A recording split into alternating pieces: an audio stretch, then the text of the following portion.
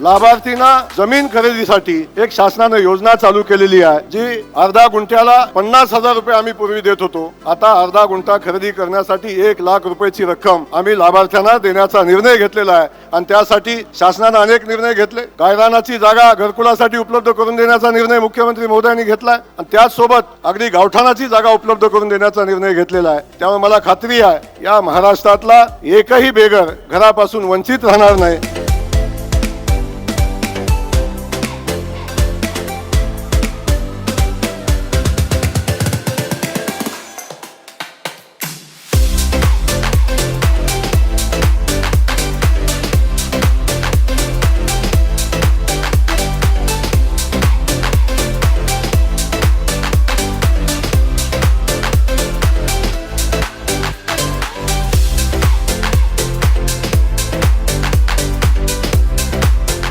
प्रत्येकाचं आयुष्यामध्ये स्वप्न असतं, आपलं स्वतःचं चांगलं टुमदार घर असावं, मुलाबाळांचं चांगलं शिक्षण व्हावं, संसार चांगला त्या ठिकाणी मार्गी लागावा.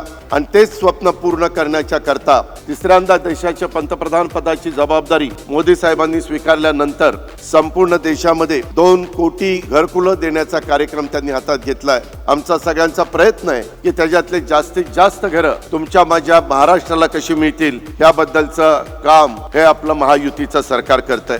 एकाच दिवशी 20 लाख कुटुंबातील घरांचा प्रस्ताव या ठिकाणी मंजूर झाल्याचं पत्र अमित भाईंच्या शुभ हस्ते अनेक लोकांना इथं दिलं. त्यापैकी 10 लाख लाभार्थ्यांना त्यांच्या हक्काचं घर बांधण्यासाठी मदतीच्या पहिल्या हप्त्याचं वितरणही झालं. या ऐतिहासिक सोहळ्याचे खऱ्या अर्थाने उपस्थित झालेले आपले देशाचे पुन्हा एकदा मी सांगेन कणखर आणि डॅशिंग गृहमंत्री अमित शाह साहेबांचं या पुण्यनगरीमध्ये मी मनापासून स्वागत करतो, मनापासून त्यांचं अभिनंदन करतो.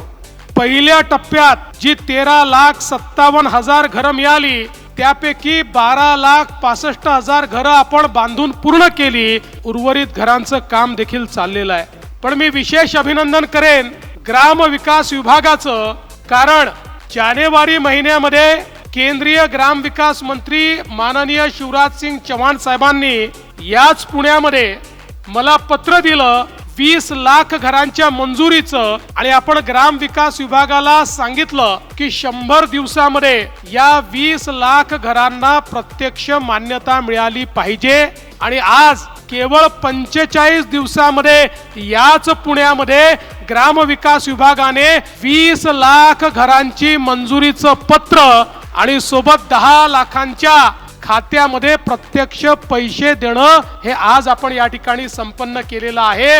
भाइयों बहनों, 20 लाख लोगों को एक साथ घर देने का कार्यक्रम, जब देवेंद्र जी का फोन आया मेरे रोंगटे खड़े हो गए. 20 लाख लोग जिनके जीवन में एक स्वप्न हो कि मैं खुद के घर में रहूं, वो सभी लोगों का स्वप्न आज केंद्र सरकार और राज्य सरकार मिलकर पूरा हो.